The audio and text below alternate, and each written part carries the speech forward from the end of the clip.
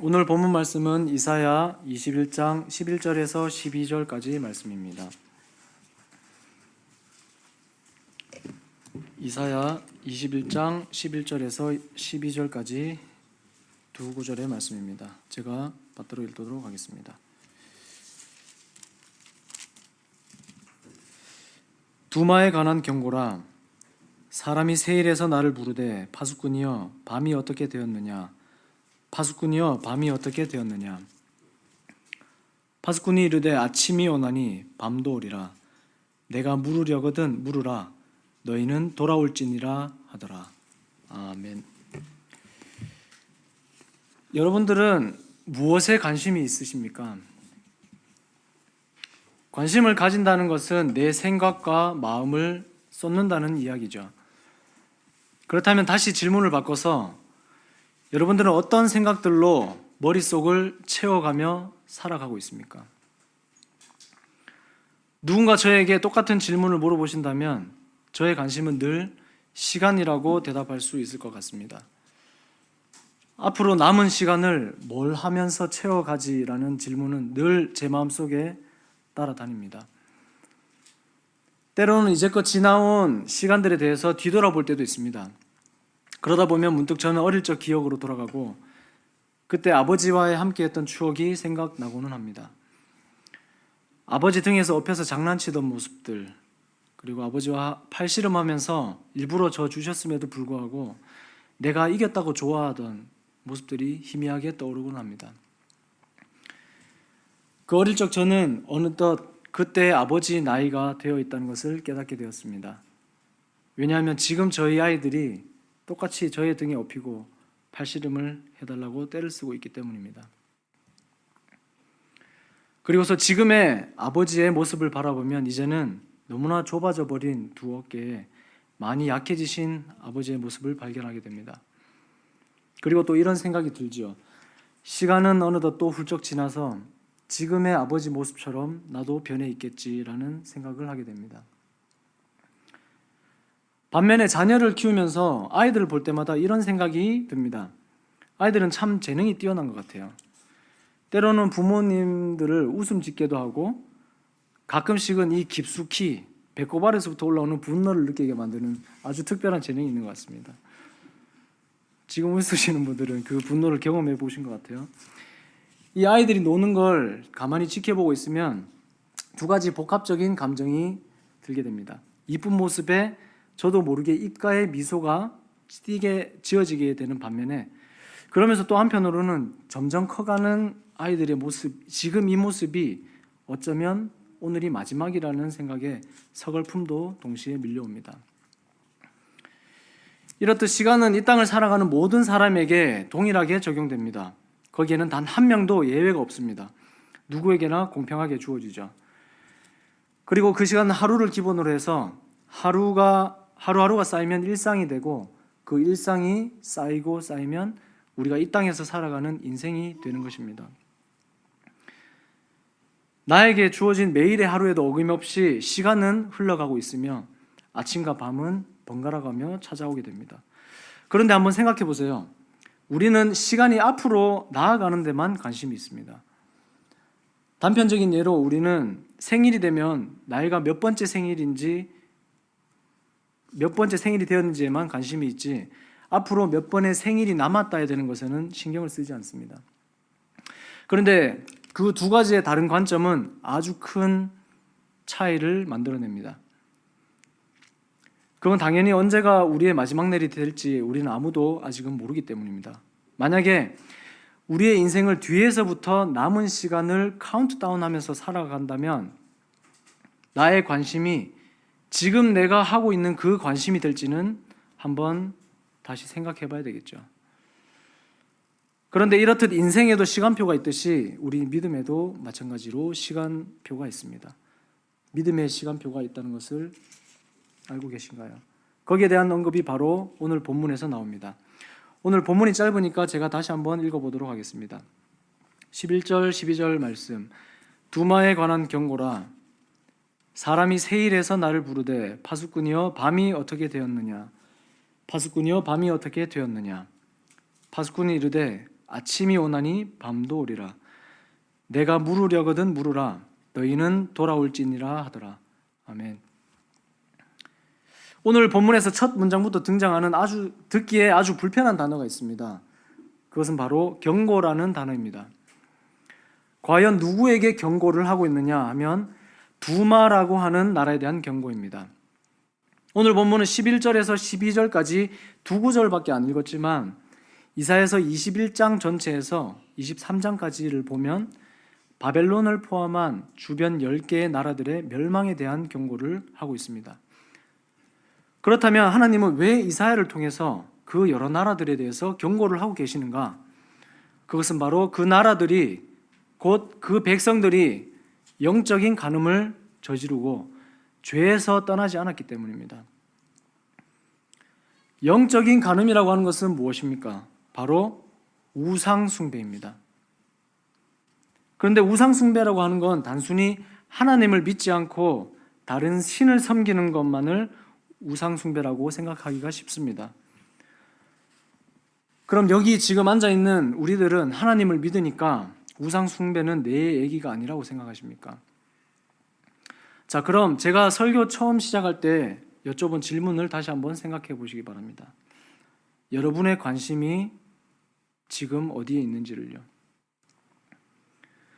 우리는 모두 각자 마음 가운데 하나님을 모시고 살고 있다고 당당하게 얘기할 겁니다. 그러니까 지금 예배하러 이 자리에 앉아 계신 거 아닙니까?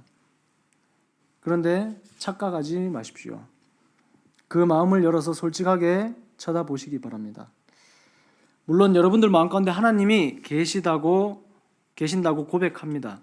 그런데 하나님 옆에 또 다른 무언가가 함께 자리 잡고 있지는 않습니까? 그것이 사람이든 물건이든 아니면 어떠한 나의 은밀하든 죄악이든 간에 우리끼리 서로는 그것을 볼 수가 없기 때문에 알 방법이 없습니다. 그러나 하나님은 이미 알고 계시겠죠. 그렇다면 오늘 본문에서 경고하시는 것은 단순히 구약시대의 두마나 다른 나라들에 대한 경고만이라고 말할 수가 있을까요? 이것은 바로 저에게 하시는 경고이고 마찬가지로 여러분들에게 하시는 경고입니다.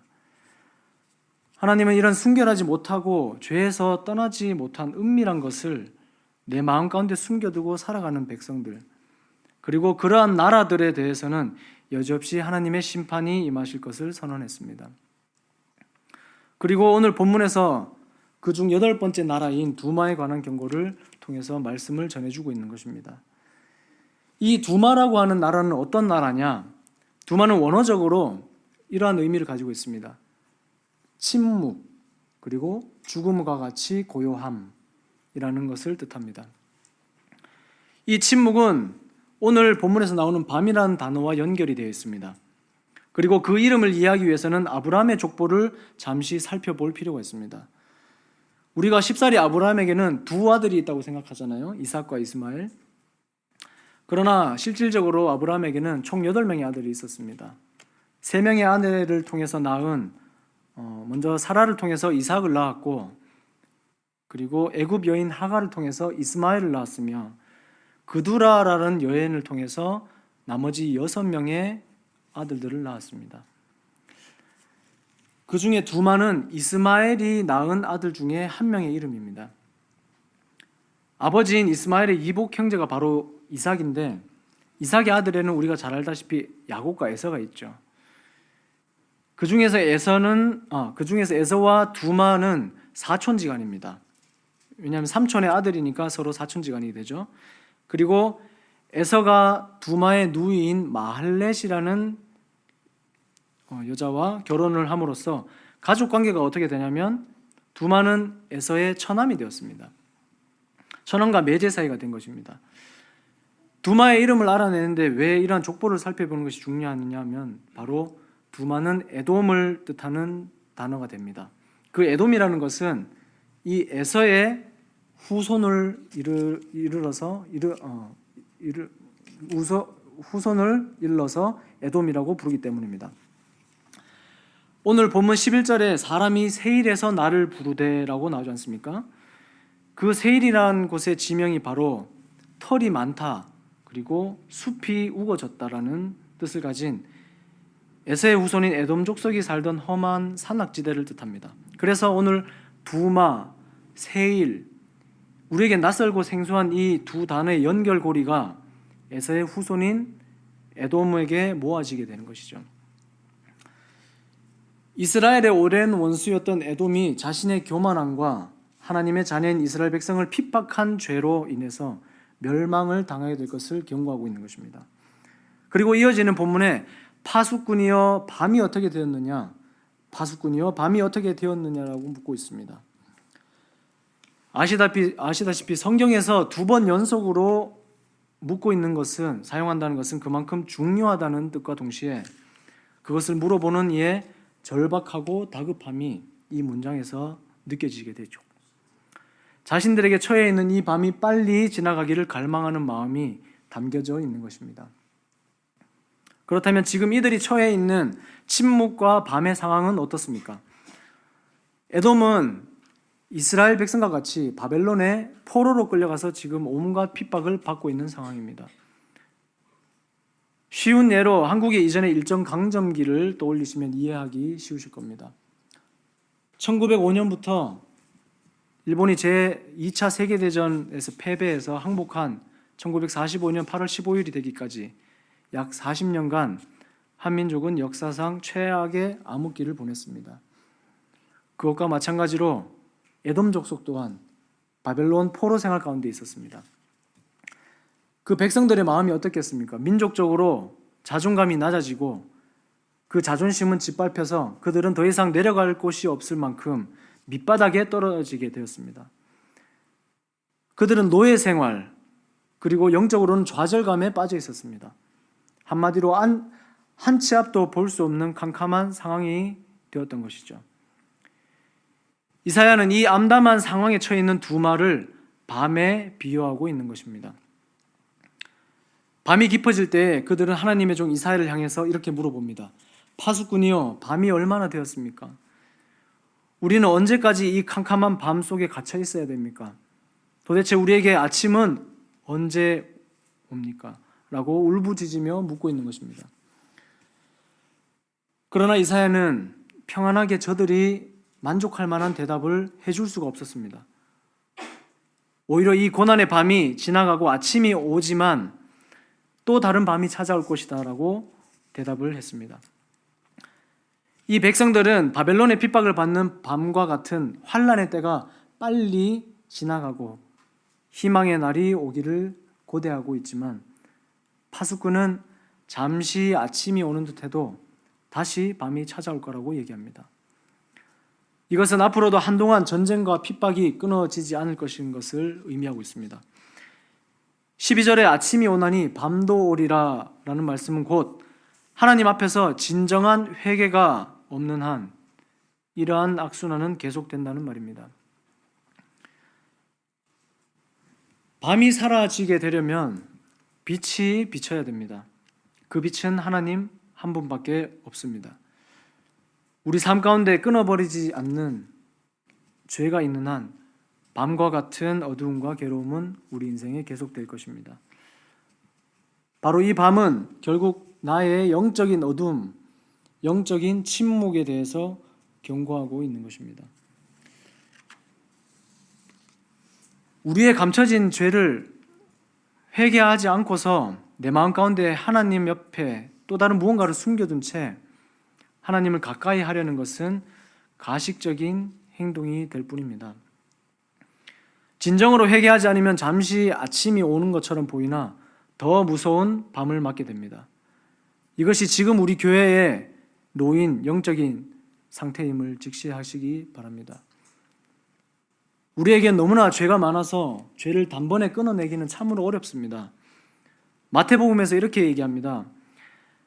만일 내 오른 눈이 너로 실족하게 하거든 빼버리라. 내 몸 중에 하나가 없어지는 것이 온 몸이 지옥에 던져지는 것보다 유익하지 않느냐라고 말씀합니다. 진정한 회개라는 것은 이렇게 고통스럽고 쓴 것입니다. 그러나 회개의 열매를 맺기 위해서는 고통스럽지만 한눈이라도 빼서 버려야 하는 결단이 있어야 됩니다. 그래야 내 영혼이 살 수 있다고 얘기하고 있습니다. 그저 입술로만 주님, 제가 또 잘못했습니다. 용서해 주세요라고 하는 아무 감정도 없는 고백은 이제 그만둬야 됩니다. 제가 지금 계속 의도적으로 그냥 회개라고 하지 않고 있습니다. 진정한 회개라는 단어를 사용하고 있는 것이죠. 회개를 이야기하는데 이 두 가지의 회개가 있다는 것을 이야기할 수밖에 없다는 이것이 참 씁쓸하기는 합니다만, 너무나 차갑게 식어져 버린 믿음을 다시 하나님께로 나아올 수 있게 하는 첫 열쇠가 바로 진정한 회개입니다. 저도 지금 아이를 키우면서 경험한 것들이 이것저것 있는데 그 가운데서 쉐어링을 한 가지 하고 싶은 게 있습니다. 저희 둘째가 있는데 그 친구도 프라이버시가 있으니까 제가 이름은 밝히지 않고 인상착의만 간략히 설명드리겠습니다. 몸에 비해서 머리통이 좀 크고, 그리고 태어난 지 4년이 다 돼가는데도 머리숱이 별로 없습니다. 아직.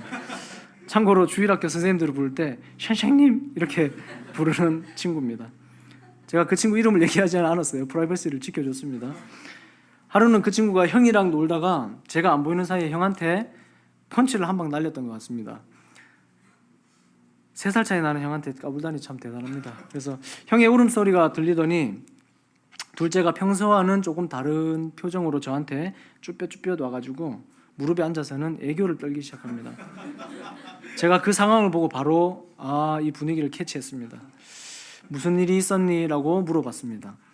근데 쉽게 대답하지 못했습니다. 형한테 뭔가 잘못했으면 가서 사과를 하고 용서를 먼저 구한 다음에 아빠한테 다시 와라 라고 얘기해 줬습니다.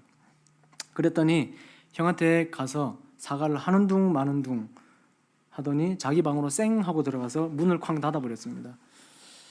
그날 이 둘째는 결국 저에게 오지 않았습니다. 어린아이가 어떠한 잘못을 하고 부모 앞에 섰을 때 용서를 구하는 절차 없이 그냥 지나치려 한다면 그것을 지켜만 보고 있는 부모는 어디에도 없을 겁니다. 그리고 또한 진정으로 용서를 구하지 않은 자녀라면 본인 스스로가 하나님 앞에 다시 돌아올 수도 없을 겁니다. 그런데 그러한 절차도 없이 하나님께 나올 수 있다는 것은 둘 중 하나겠죠. 나 스스로를 속이고 있거나 아니면 아예 그것에 대한 지식이 없어서 영적으로 무지한 상태이거나. 우리는 본문에서 아침과 밤이라는 단어를 마주하게 됩니다. 그 뜻은 역사적으로 이스라엘과 두만은 아수르와 바벨론이라는 아주 큰 강대국에게 핍박을 받았다고 말씀드렸습니다. 하나님께서는 이 두마가 언제 아침이 오느냐고 절규하는 소리를 들으시고 바벨론을 일으키신 다음에 아수르를 멸망시켰습니다. 바벨론이 일어남으로 인해서 핍박받던 그 백성들은 이제 자유를 얻게 되어서 아침이 찾아온 줄 알았습니다. 그러나 바벨론은 아수르보다 더 혹독하고 무서운 핍박을 가했습니다. 다시 그들에게 밤이 찾아온 것입니다. 그들은 하나님께 살려달라고 또 애원을 하기 시작합니다. 그러면서도 그들은 진정한 회개를 하지 않았습니다. 그 외에 이런 역사적인 배경을 조금만 더 보겠습니다. 하나님께서는 이번에는 바사라는 나라를 일으키시고 바벨론을 치셨습니다. 바사로 인해서 이스라엘에는 다시 아침이 찾아왔습니다. 이들은 해방의 노래를 부르고 본인의 조국으로 돌아왔습니다. 결국 역사적인 흐름을 보면 아수르는 바벨론에게 망하고 바벨론은 바사에게 망하고 다시 이후에는 바사는 헬라에게 망하게 됩니다. 헬라는 지금의 그리스죠. 헬라 시대의 이스라엘은 또 말할 수 없는 고통을 당했습니다. 그리고 그 후에 헬라는 로마에게 다시 망하게 됩니다. 이스라엘 역사는 이렇듯 아침과 밤이 끊임없이 반복되어져 왔습니다. 이것은 우리 믿음의 밤과 아침이 찾아오는 것과 동일합니다. 그러나 우리는 밤에 머물러 있어서는 안 됩니다. 이사야는 오늘 본문 12절 마지막에 이 말을 전합니다. 내가 물으려거든 물어라. Then come back again. 너희는 돌아오라 라고 말씀합니다. 바로 너희들은 하나님께로 다시 돌아와서 물으라. 묻다는 것이 뭡니까? 바로 하나님 앞에 나와서 엎드리고 기도하라고 말씀하고 있습니다. 이미 하나님께로부터 너무나 멀어져서 식어버린 믿음으로 하루하루를 버티고 있는 이들에게 이사야는 그들이 진정으로 회개하고 하나님 앞에 돌아오지 않는 한 그 고통은 그치지 않을 것이라고 말하고 있는 것입니다. 돌아오다라는 원어적인 의미인 히브리어 단어는 세 개의 음절로 이루어진 단어입니다. 그 음절에는 각각의 뜻이 있습니다. 첫 번째는 전능하신 하나님, 두 번째는 못, 그리고 세 번째는 집. 하나님, 못, 집. 이 세 가지를 각각 가진 음절이 조합된 것이 돌아오다는 의미입니다. 여기에서 못이란 것은 무언가를 연결하고 고정하는 데 쓰이는 도구입니다. 그리고 또 다른 음절의 뜻은 집이라고 말씀드렸잖아요. 그 집이라고 하는 것은 바로 우리가 결국은 돌아가야 할 영원한 집, 바로 하나님이 계신 천국을 의미합니다. 내가 진정으로 회개하며 하나님께 돌아가면 하나님은 못을 취하여 내가 영원히 살 집을 다시 연결해 주시는 것입니다. 그리스도인들에게 못이라는 단어를 들으면 떠오르는 것이 있죠. 그것은 바로 십자가에서 일어난 사건입니다. 아들을 못 받게 하여 우리의 죄를 용서해 주신 것입니다. 그리고 그리스도 예수를 통해서 하신 일을 믿고 하나님께 다시 돌아오는 자에게는 우리가 돌아가야 할 집, 하나님 나라를 선물로 주시는 것입니다. 진정한 회개는 죄에서 본래 나의 자리, 하나님과 연결되는 자리로 나아가는 문을 열어주는 것이죠. Come back again, 다시 돌아오다라는 사건은 방금 설명드린 대로 원래 언어가 주는 의미에서도 그러하듯이 이러한 일련의 영적인 메커니즘이 일어나게 되는 것입니다. 그러므로 진정으로 회개하라. 그리고 하나님께 다시 돌아가야 합니다. 우리가 너무 잘 아는 예화인 누가복음 15장에 나오는 탕자의 비유는 많이 들어서 알고 계실 겁니다. 그러나 오늘 평소에 보지 못했던 한 부분을 조금 더 짚어보고자 합니다. 그 아들은 아버지의 유산을 미리 받아서 먼 나라에 가서 모두 탕진해 버렸습니다. 먹을 것이 없어서 돼지가 먹는 쥐염 열매로 배를 채우고자 했지만 그것마저도 주는 자가 아무도 없었습니다. 그는 아버지 집에 양식이 풍족한 품꾼이 얼마나 많았는지 기억하게 됩니다. 그러면서 그는 비로소 자기가 아버지께 죄를 지었다는 것을 깨달았습니다. 그는 통곡하며 진심으로 회개했습니다. 아들로서 자격이 없지만 그 품꾼 중에 하나라도 되고자 결심하면서 아버지께로 다시 돌아오게 됩니다. 아버지가 그 돌아온 아들에게 벌을 주었습니까? 아닙니다. 오히려 아버지는 그 아들이 떠난 후로 늘 그 아들이 걱정이었습니다. 언제서야 돌아올까 하며 마음 아파하면서 잠 못 이루는 밤을 지새웠는지도 모릅니다. 마침내 아들이 돌아오는 것을 보고 끌어안고 입을 맞춰 주었습니다. 그런데 재미있는 것이 성경에서는 이렇게 그 대목을 말하고 있습니다. 아직도 거리가 먼데 아버지가 그를 보고 측은히 여겨 달려가 목을 안고 입을 맞추니라고 되어 있습니다. 그 나이 많은 아버지가 시력이 좋았겠습니까? 아들이 바로 앞에까지 온 것도 아니고 아직 한참 멀리 떨어진 곳에서 걸어오고 있었다는 것이죠. 그런데도 그 아버지는 그 아들을 단번에 알아보셨습니다. 어떻게요? 사랑하니까요. 애타게 기다렸으니까요. 언제쯤 돼서야 나에게 다시 돌아올까 밤낮으로 기다리셨으니까요. 그래서 저 멀리서 걸어온 아들을 바로 내 아들이라고 한 번에 알아보시게 된 거죠. 그리고서 보자마자 맨발로 달려갑니다. 성경에는 맨발이라고는 안 되어 있습니다. 그런데 그 상황을 상상해 보시면 그 정도로 기뻐서 뛰쳐나가셨을 것 같습니다. 아들이 재물을 다 모아가지고 갔다고 그랬잖아요.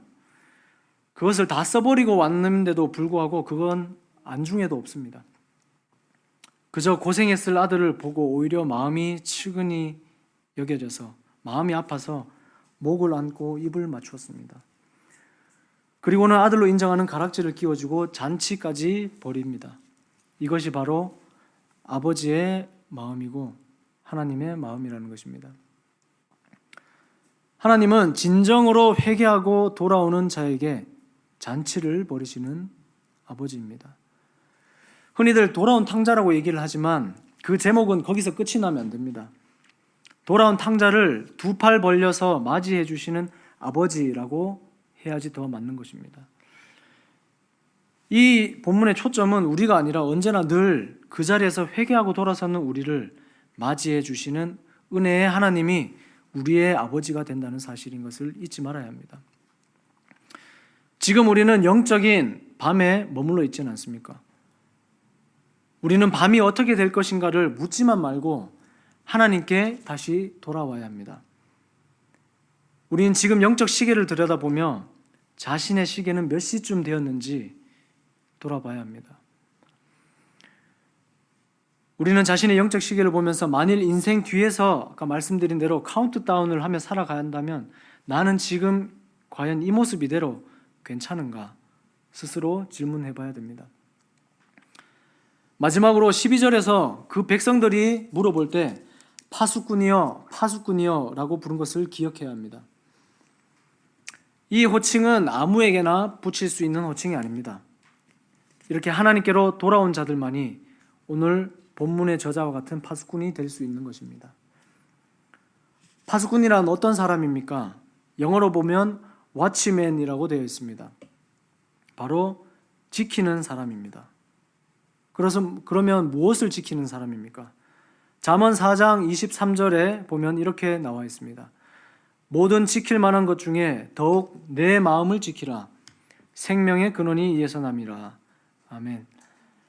우리는 내 스스로를 돌이키고 다시 한번 내 마음을 하나님께로 지켜서 내 마음을 두어야 합니다. 또한 왓치맨의 역할은 이러한 역할들이 있습니다. 보철을 서고 망을 보고 또한 보존하는 역할을 하는 사람이 바로 왓치맨 파수꾼입니다. 망을 본다는 것은 예전에는 농경사회였기 때문에 들판의 곡식을 지키는 것, 그리고 사람과 자신의 가족들이 속한 그 도시를 지키고 보존하려는 의도에서 나온 의미입니다. 농작물을 탈취하기 위해서 달려드는 도적들로부터 그리고 가족들과 그 도시를 해하려고 하는 적군들로부터 지켜내는 역할이 바로 파수꾼입니다. 그렇다면 이것을 영적인 것으로 눈을 돌려서 우리 믿음의 모습과 교회에 적용을 한번 해볼까요? 하나님 앞에서 진정으로 회개하고 다시 돌아온 자들만이 영적인 눈을 가지고 보초를 서고 사탄의 세력이 활개치지 못하도록 망을 보며 성도들과 이 교회를 지켜낼 수 있는 파수꾼의 역할을 할 수 있는 것입니다. 그런데 그 파수꾼들이 보초를 서고 경계 근무를 서는데 남들 다 자는 시간에 그들도 똑같이 자고 있으면은 보초를 설 수 있겠습니까? 망을 본다는 것은 깨어있다는 말입니다. 잠을 안 잔다는 말입니다. 단순히 물리적으로 잠자는 시간을 줄이라는 얘기가 아니죠. 에베소서 6장 18절에서는 모든 기도와 간구로 하되 무시로 성령 안에서 기도하고 이를 위하여 깨어 구하기를 항상 힘쓰며 여러 성도를 위하여 구하라라고 말씀합니다. 군인들이 나라를 지키러 가며 어른들로부터 많이 듣는 말이 있습니다. 너희들 덕분에 내가 따뜻하고 편안하게 잘 수 있다 라는 말씀을 저도 군생활하면서 많이 들었습니다. 그게 맞는 말이죠.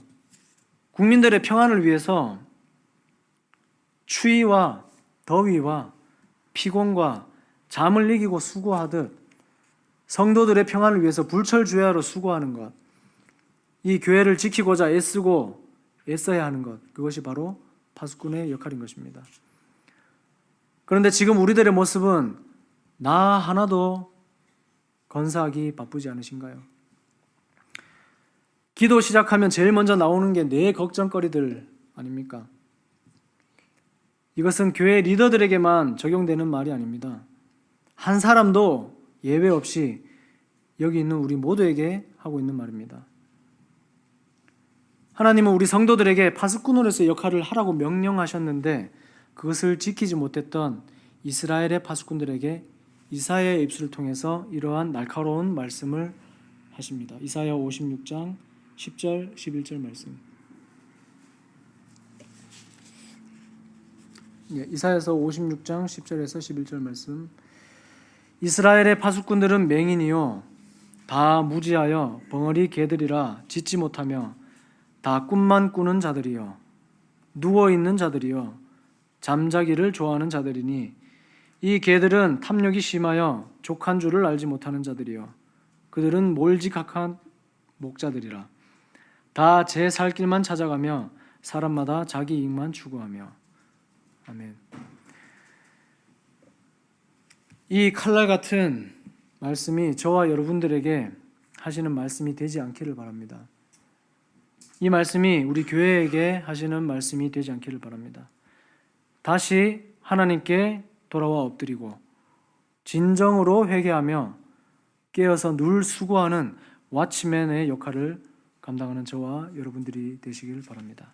기도하겠습니다.